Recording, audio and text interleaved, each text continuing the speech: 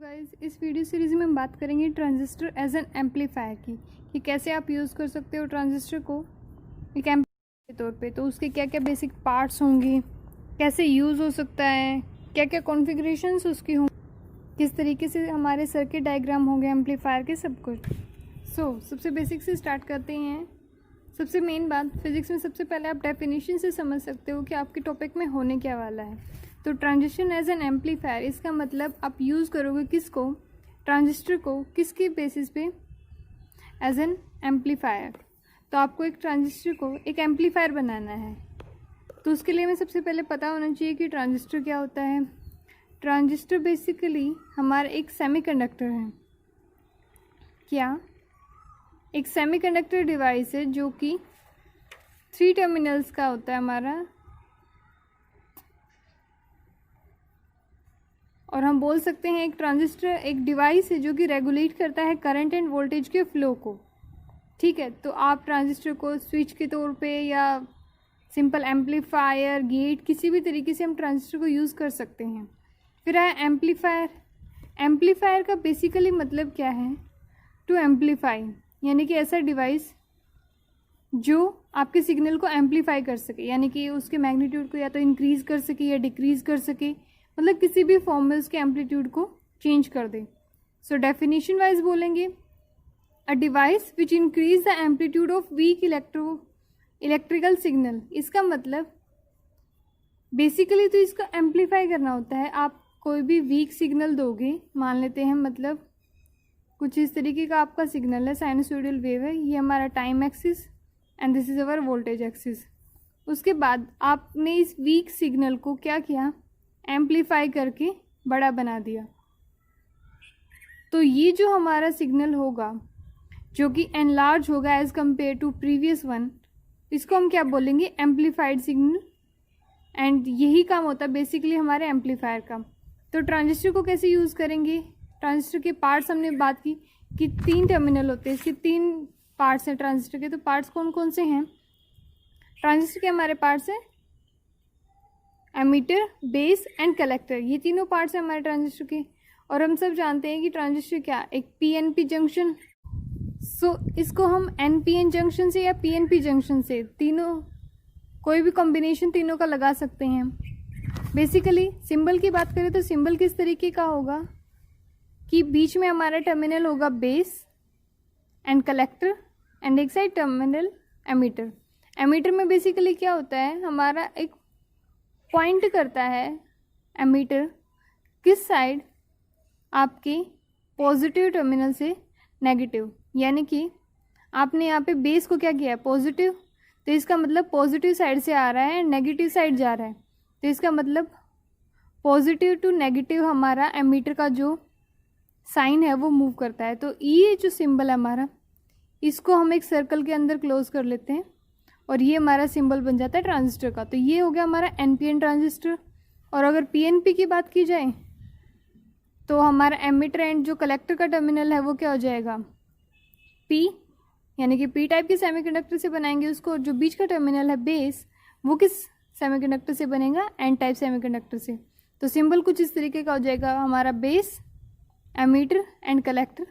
अब क्योंकि positive terminal कौन सा है, एमीटर, तो ये पॉइंट किसकी तरफ कर रहा है, बेस की तरफ, क्योंकि ये नेगेटिव है। तो यहाँ पे भी पॉजिटिव टू नेगेटिव। तो ये सिर्फ मैं सिंबॉलिकली दिखा रही हूँ, इसको वैसे यूज़ नहीं करते जनरली।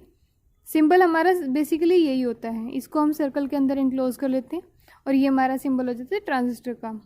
सो ये हमारा एनपीएन ट्रांजिस्टर के लिए, and this is for our PNP transistor. सो ये होंगे हमारे पार्ट्स की ट्रांजिस्टर के कौन कौन से पार्ट्स हैं। अब इनके अलावा तो ट्रांजिस्टर के पास कुछ है नहीं जिससे हम इसको बना सकें। तो बेसिकली इन्हीं पार्ट्स को यूज़ करके बनाएंगे हम एम्पलीफायर को। कैसे? जब भी हमारे एम्पलीफायर हमें बनाना हो ट्रांजिस्टर से, तो इसकी कॉमन टर्मिनल के बेसिस के ऊपर, यानी कि आप इनपुट एंड आउटपुट सर्किट के अंदर कौन सी टर्मिनल्स को कॉमन करोगे, उसके बेसिस पे 3 टाइप की कॉन्फ़िगरेशंस होती हैं। जो कॉन्फ़िगरेशंस है हमारी वो हैं कॉमन बेस एम्पलीफायर, CB जिसको शॉर्ट फॉर्म में बोल देते हैं, कॉमन एमीटर, कॉमन कलेक्टर। यानी कि तीनों टर्मिनल्स में से आप क्या करोगे, एक टर्मिनल को कॉमन कर लोगे। यानी कि जैसे हमने सर्किट में देखा था कि बेस हमारा बीच में आ रहा था, एमीटर एंड कलेक्टर साइड में थे। तो अब हम यहाँ पे क्या करेंगे, एक टाइम पे आप बेस को बीच में लोगे, एक टाइम पे एमीटर को और एक टाइम पे कलेक्टर को। कलेक्टर वाले का नाम एक और है एमीटर फॉलोवर। क्यों? जब हम डील करेंगे हमें पता चल जाएगा कि इसको बेसिकली एमीटर फॉलोवर क्यों बोला जाता है। सबसे ज़्यादा यूज़ में जो आते हैं वो common base and common ammeter हैं। अभी चाहे कॉन्फ़िगरेशन आप कोई भी यूज़ करो, उनके लिए कुछ रिक्वायर्ड कंडीशंस होती हैं, मतलब इन चीज़ों को तो आपको फॉलो करना पड़ेगा चाहे आप कोई भी कॉन्फ़िगरेशन यूज़ करो। तो वो क्या है, इनिशियल या फिर फर्स्ट जंक्शन जो हमारा होगा, मान लेते हैं ये है हमारा, ये कॉमन बेस का डायग्राम है बेसिकली। तो ये जो फर्स्ट टर्मिनल होता है, यानी कि यहाँ पे हमने बेस को कॉमन कर रखा है, एमीटर एंड जो कलेक्टर है वो दोनों टर्मिनल दो नेटवर्क बना रहे हैं। तो जो फर्स्ट हमारा नेटवर्क होता है, दिस इज सेकंड, तो जो इनपुट का नेटवर्क है या फिर फर्स्ट या इनिशियल जंक्शन जिसको बोल सकते हैं, वो क्या होगा, वो हमेशा फॉरवर्ड बायस होगा। ठीक है, ये सबसे पहले कंडीशन कि आपका जो इनपुट सर्किट है वो क्या होगा, फॉरवर्ड बायस। सेकंड, जो हमारा आउटपुट है, जो आउटपुट जंक्शन या सेकंड जंक्शन है, वो हमेशा हमारा होता है रिवर्स बायस। यानी कि जो कलेक्टर वाला है यहाँ पे बेसिकली जो हमारा ये सेकंड टर्मिनल है, ये होगा reverse bias. And due to forward biasing input resistance is low. अब हम सब जानते हैं कि फॉरवर्ड बायसिंग के अंदर होता क्या है, बेसिकली जो हमारा पॉजिटिव टर्मिनल होता है बैटरी का, उसको हम कनेक्ट करते हैं पॉजिटिव पॉइंट से। यानी कि आप पॉजिटिव टर्मिनल को पॉजिटिव से कनेक्ट कर रहे हो, नेगेटिव से नेगेटिव को। तो इस चीज़ को हम क्या बोलते हैं, फॉरवर्ड बायसिंग। अब आप पॉजिटिव से नेगेटिव को कनेक्ट कर दो, यानी कि उल्टा अपोजिट पोलैरिटी के, नेगेटिव से पॉजिटिव को, तो ये क्या हो जाएगी, रिवर्स बायसिंग। जब सेम पोलैरिटी के हम कनेक्ट करते हैं, यानी कि पॉजिटिव से पॉजिटिव को, तो उनकी वजह से फॉरवर्ड बायसिंग होती है और इनपुट रेजिस्टेंस जो है हमारा वो लो हो जाता है।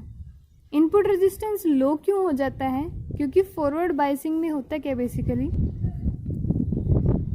जैसे मान लेते हैं एक सिंपल पीएन जंक्शन से एग्जांपल समझते हैं कि एक सिंपल पीएन जंक्शन, अब यहाँ पे तो हम तीन यूज़ कर रहे हैं, पीएनपी या एनपीएन, लेकिन है तो वो दोनों पार्ट ही। तो मान लेते हैं एक पीएन जंक्शन है, अब इसके बीच में जो ये डिप्लेशन लेयर होती है, इसका सारा रोल होता है रेजिस्टेंस के लिए। ये जो डिप्लेशन लेयर है, जब आप इसको सप्लाई करोगे, कैसी, फॉरवर्ड बायसिंग, यानी कि पॉजिटिव से पॉजिटिव को कनेक्ट करोगे, नेगेटिव से नेगेटिव को, तो इस टाइम पे इनकी चार्ज पार्टिकल एक दूसरे को अपनी तरफ खींचना स्टार्ट कर देते हैं, जिसकी वजह से क्या होता है, डिप्लेशन लेयर हमारी थिन हो जाती है, यानी कि वो पतली हो जाती है। यानी कि जो बीच की लेयर है, अगर ये पहले इतनी थिकनेस की थी तो बाद में एक नैरो थिकनेस की हो जाती है, तो जिसकी वजह से रेजिस्टेंस जो है हमारा वो लो हो जाता है। और इसका अपोजिट केस रिवर्स बायसिंग में। रिवर्स बायसिंग में क्या होता है, जो हमारी ये डिप्लेशन लेयर है, मान लेते पहले इतनी थी, तो उसके बाद हो सकता है मे बी वो इतनी विड्थ तक की पहुंच जाए डिप्लेशन लेयर, जिसकी वजह से क्या होता है, हमारा रेजिस्टेंस इंक्रीज हो जाता है। तो रेजिस्टेंस रिवर्स बायसिंग के केस में क्या होता है, हाई, एंड फॉरवर्ड में क्या होता है, लो। सो अभी बात करते हैं फर्स्ट कॉन्फ़िगरेशन की, जो कि है हमारी कॉमन बेस ट्रांजिस्टर कॉन्फ़िगरेशन, जिसमें आप कॉमन करोगे किसको, बेस को एज एन एम्पलीफायर। तो हम यूज़ कर रहे हैं एक पीएनपी ट्रांजिस्टर, जो कि हमने सर्किट में पहले ही देखा कि आप पीएनपी, यानी कि आपका एमीटर जो टर्मिनल है वो पॉजिटिव, आप पी टाइप सेमीकंडक्टर का हमारा एमीटर, बेस जो है वो एन टाइप सेमीकंडक्टर से, कलेक्टर जो है ये हमारा किससे बना है, पी टाइप सेमीकंडक्टर से। ओके, सो जो बेस टर्मिनल है वो कॉमन होगा दोनों इनपुट एंड आउटपुट के बीच में। ये भी हम देख चुके हैं कि एमीटर एंड कलेक्टर आपके दोनों अलग अलग हैं। एमीटर आपका एक साइड, कलेक्टर एक साइड, बीच में आपका क्या है, बेस। सो इसको ग्राउंडेड बेस एम्पलीफायर भी बोलते हैं, क्योंकि जो बीच का टर्मिनल होता है बेस, उनको हम ग्राउंड करते हैं, क्योंकि सिर्फ एमीटर साइड आपको इनपुट दी जाती है एंड कलेक्टर से आपको आउटपुट मिल जाती है।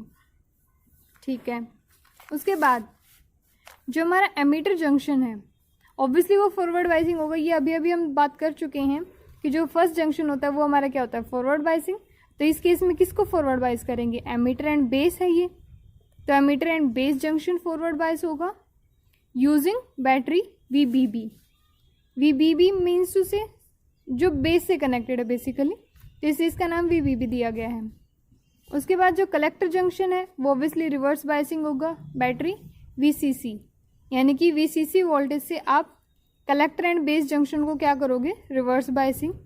रिवर्स बायसिंग कैसे, आपने जो आपका P टाइप का सेमीकंडक्टर था उसको आपने बैटरी के नेगेटिव टर्मिनल से कनेक्ट किया है, एंड जबकि यहाँ पे फॉरवर्ड बायसिंग के केस में पॉजिटिव को आपने पॉजिटिव से, नेगेटिव को नेगेटिव से, जो हम बात कर चुके हैं। सो जो इनपुट वोल्टेज है VI वो आपकी एम्पलीफाई कहाँ पे की जाएगी, यानी कि आप सबसे पहले उसको फीड कहाँ करोगे, आपके एमीटर एंड बेस जंक्शन में, यानी कि इनपुट टर्मिनल आप कहाँ सप्लाई करोगे, फर्स्ट नेटवर्क में आप इनपुट दे रहे हो, एंड जो एम्पलीफाइड आउटपुट सिग्नल है वो आपको कहाँ मिलेगा, RL के अक्रॉस, यानी कि आप लोड रेजिस्टेंस लगा रहे हो कहाँ पे, सेकंड नेटवर्क में, यानी कि कलेक्टर वाले नेटवर्क में आप लोड रेजिस्टेंस लगा रहे हो जिसके अक्रॉस आपको क्या मिलेगी, आउटपुट मिलेगी। सो बात करते हैं वर्किंग की, कि वर्किंग किस तरीके से होगी हमारी कॉमन बेस एम्पलीफायर की। तो सबसे पहले आप कोई भी AC वोल्टेज अप्लाई नहीं कर रहे हो इनपुट सर्किट में, यानी कि ये जो आपका इनपुट सिग्नल है यहाँ पे आप कोई सप्लाई नहीं कर रहे हो, नो सप्लाई, ठीक है। तो उस टाइम पे क्या होगा, वोल्टेज ड्रॉप होगा RL के अक्रॉस, दैट इज ICRL, यानी कि रेजिस्टेंस के अक्रॉस जो वोल्टेज होगी हमारी, जो भी करंट आ रहा है कलेक्टर की साइड से, ऑब्वियसली कलेक्टर साइड से आएगा, तो वो करंट क्या होगा हमारा IC, एंड रेजिस्टेंस क्या है इसका RL, तो टोटल वोल्टेज कितनी हो जाएगी, वोल्टेज ड्रॉप ICRL, ठीक है। सो नेट आउटपुट वोल्टेज जो होगी वो क्या होगी, VCB। VCB क्या, कि जो वोल्टेज हमारी collector and base terminal, in terminals के बीच में है, यानी कि इन टर्मिनल्स के बीच में जो वोल्टेज है that is our output voltage, वो क्या है VCB, that is equals to -VCC plus ICRL। -VCC क्यों, क्योंकि जब आप रेजिस्टेंस साइड से आ रहे हैं तो बैटरी का सबसे पहला टर्मिनल जो आपको मिलता है वो है आपका negative terminal. So using KVL हम इजीली फाइंड आउट कर सकते हैं कि आप यहाँ पे क्या यूज़ करोगे, -VCC एंड रेजिस्टेंस के लिए ICRL, तो आउटपुट वोल्टेज हमें क्या मिल गई, -VCC प्लस ICRL, ठीक है। फिर आती है हमारी AC सिग्नल। अब नो सप्लाई की तो हमने बात कर ली, उसके बाद जब हम सिग्नल अप्लाई करेंगे तो साइन वेव की फॉर्म में हमारा सिग्नल होता है, तो फर्स्ट क्या आएगा, positive half cycle, then negative half cycle. तो इंडिविजुअली बात करते हैं, जब आपका पॉजिटिव हाफ साइकिल आएगा तो एमीटर एंड बेस जंक्शन जो है वो क्या हो जाएगा, मोर फॉरवर्ड बायस, क्योंकि सिग्नल क्या हो रहा है, ऐड, यानी कि फॉरवर्ड बायसिंग ये पहले ही थी, हम सब जानते हैं कि ये फर्स्ट टर्मिनल क्या है, forward bias, and second terminal reverse bias. तो जब आपकी पॉजिटिव सप्लाई आ रही है तो ये फॉरवर्ड बायसिंग को और ज़्यादा इंक्रीज कर रही है, जिसकी वजह से आपका सिग्नल और पॉजिटिव हो जाए। सो जो आउटपुट मिलेगी हमें V आउटपुट, वो -VCC प्लस ICRL। अब ये फॉरवर्ड बायस हो रहा है, यानी कि इसकी वजह से क्या होगा, एमीटर करंट इंक्रीज हो गया, ज़्यादा फॉरवर्ड बायस हो गया तो एमीटर करंट IE इंक्रीज हो गया, तो उसके कंपैरेटिवली IC भी इंक्रीज होगा। क्यों, क्योंकि जो हमारा एमीटर करंट होता है ये टोटली जाता कहाँ है, IB plus IC, net current तो ज़ीरो होगा ना। अब जितना करंट आ रहा है वो या तो आपकी बेस साइड जा रहा है या कलेक्टर साइड। बेस के अंदर क्या होता है, बेसिकली सिर्फ 5% करंट जाता है, ओनली 5% करंट एमीटर का। सो जो 95% होता है वो हमारा जाता है कलेक्टर में, ठीक है। तो एमीटर का करंट इंक्रीज हो गया, कलेक्टर का होगा, तो इसकी वजह से क्या होगा, हमारी जो नेट आउटपुट वोल्टेज है IC फैक्टर इंक्रीज हो गया, तो ये क्या होगी, मोर पॉजिटिव, क्योंकि नेगेटिव फैक्टर तो उतना ही था, VCC जितनी है उतनी ही है, RL जितना है उतना ही है, लेकिन जो IC का फैक्टर है ये करंट इंक्रीज हुआ है, यानी कि पॉजिटिव फैक्टर क्या हो गया, बड़ा हो गया, तो ये क्या हो गया, मोर पॉजिटिव। और जबकि इसका उल्टा केस क्या होगा, रिवर्स बायसिंग के अंदर, रिवर्स बायसिंग में एमीटर बेस जंक्शन क्या हो जाएगा, ऑब्वियसली लेस फॉरवर्ड बायस, क्योंकि सिग्नल क्या कर रहा है, वोल्टेज का अपोज कर रहा है। क्योंकि जब पॉजिटिव सिग्नल आया तो उसने फॉरवर्ड बायसिंग को सपोर्ट किया, लेकिन जब नेगेटिव सिग्नल आ रहा है तो ये अपोज कर रहा है हमारी फॉरवर्ड बायसिंग का, जिसकी वजह से क्या होगा, हमारा एमीटर करंट डिक्रीज हो जाएगा। अब एमीटर करंट डिक्रीज हो गया तो इक्विवेलेंट आईसी भी डिक्रीज हो गया, तो आईसी डिक्रीज हो जाएगा तो फिर वही जो वी आउटपुट है हमारी वो क्या हो जाएगी, मोर नेगेटिव। मतलब जो वोल्टेज का मेन रोल है वी आउटपुट, वो कौन प्ले कर रहा है, minus V C C plus I C R L. इससे बाहर तो कुछ नहीं है, सिर्फ ये एक सिंगल इक्वेशन है जिससे हमारे पूरा डेरिवेशन हो रहा है। तो ये इक्वेशन आईसी जब इंक्रीज होगा यानी कि फॉरवर्ड बायसिंग जब सपोर्ट करेगी, कब, पॉजिटिव हाफ साइकिल के टाइम पे, एंड आईसी डिक्रीज होगा कब, रिवर्स बायसिंग के टाइम पे, यानी कि जब फॉरवर्ड बायसिंग कम हो जाएगी, जब नेगेटिव हाफ साइकिल आएगा। तो इसका मतलब जो चेंज की अगर बात की जाए, जो एसी सिग्नल आउटपुट के अंदर चेंज होगा वो क्या होगा, delta V output is equals to delta V C B. मैं इसको delta I C R L लिख सकती हूँ, क्यों, क्योंकि जो वी सी सी है ये तो हमारा कांस्टेंट है, इसके अंदर कोई चेंज नहीं आने वाला। सो ये फैक्टर तो कांस्टेंट है। सो जो जितना भी आउटपुट वोल्टेज में डिफरेंस आएगा, जितना भी चेंज आएगा, वो किसकी वजह से आएगा, बेसिकली आईसी की वजह से। लेकिन क्योंकि रेजिस्टेंस प्रोडक्ट में है तो आपको ये लेना पड़ेगा, आप इसको ऐसे ही नहीं कि भाई चेंज तो सिर्फ आईसी के अंदर हो रहा था तो इस चीज़ को ले लेते हैं बाकी को छोड़ देते हैं, नहीं, आपका आरएल फैक्टर भी आपको इंक्लूड करना पड़ेगा। लेकिन वीसीसी को क्यों छोड़ा, क्योंकि ये क्या था, कांस्टेंट था, इसके अंदर कोई चेंज नहीं आ रहा। Okay, so net output voltage का चेंज हमें पता चल गया। फिर एक चीज़ जो सबसे मेन पूछी जाती है कि वोल्टेज गेन आपको कितना मिल रहा है। तो वोल्टेज गेन या एम्पलीफिकेशन जो होगा कॉमन बेस ट्रांजिस्टर में, जब आप उसको कॉमन बेस ट्रांजिस्टर को एम्पलीफायर बनाओगे तो AV जो कि आपका वोल्टेज गेन शो कर रहा है। वोल्टेज गेन हम कैसे निकालते हैं, चेंज इन आउटपुट वोल्टेज, कि आपका कितना चेंज हो रहा है आउटपुट वोल्टेज में upon change in input voltage, input voltage में कितना चेंज, तो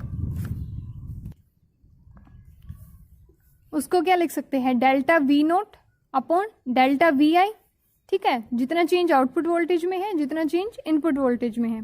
सो अपना गेन जो होगा वो क्या होगा, basically delta I C R L upon delta I E R I. क्यों, क्योंकि जो हमारी आउटपुट वोल्टेज थी वो अभी हमने देखा क्या है, delta I C R L change की अगर बात की जाए, so delta I C R L. और रही बात इनपुट वोल्टेज की, तो इनपुट आप कहाँ सप्लाई कर रहे थे, एमीटर में। तो जैसे आउटपुट में आपका कलेक्टर करंट होगा, इनपुट के अंदर क्या होगा, एमीटर करंट, तो delta I E into are आई जो कि आपका इनपुट रेजिस्टेंस है कॉमन बेस एम्पलीफायर का। तो ये फैक्टर हमारा क्या शो करेगा, ये है हमारा वोल्टेज गेन बेसिकली। किस केस में, जब आप कॉमन बेस एम्पलीफायर यूज़ करोगे। ओके, लेकिन हमसे कई बार पूछा जाता है बेसिकली अल्फ़ा बीटा, ये कुछ कॉमन फैक्टर्स जो एम्पलीफायर में हम यूज़ करते हैं। अल्फ़ा क्या है, अल्फ़ा एसी यानी कि AC current gain common base amplifier के केस में। एवी आपका वोल्टेज गेन है and alpha current gain, and alpha beta के अंदर रिलेशन, इनके आपस में कौन कितने फैक्टर से डिफर करता है वगैरह वगैरह, ये मोस्ट जनरली पूछे जाते हैं। सो हमारा करंट गेन क्या हो जाएगा, delta I C upon delta I E, यानी कि वही आउटपुट अपॉन इनपुट। तो आउटपुट करंट आपको कहाँ मिल रहा है, कलेक्टर में, तो उसको क्या लिखेंगे, delta I C and input current delta I E. सो हमारा करंट गेन कितना हो जाएगा, delta I C by I ई। अब वोल्टेज गेन और करंट गेन को हम कंबाइन भी लिख सकते हैं क्योंकि यही फैक्टर इसके अंदर है। तो इस पूरे फैक्टर को मैं अल्फ़ा ए सी से रिप्लेस कर सकती हूँ। तो हमारा जो नेट वोल्टेज गेन होगा वो भी क्या हो जाएगा, alpha A C into R L by I E. So this is our total voltage gain. किस केस में, कॉमन बेस एम्पलीफायर के केस में, जहाँ पे अल्फ़ा ए सी क्या है हमारा करंट गेन है and R L load resistance, R I हमारा इनपुट रेजिस्टेंस। सो ये था बेसिकली हमारा common base transistor amplifier. Next common emitter हम अलग से स्टडी करेंगे क्योंकि उसके अंदर कुछ अलग फैक्टर हैं।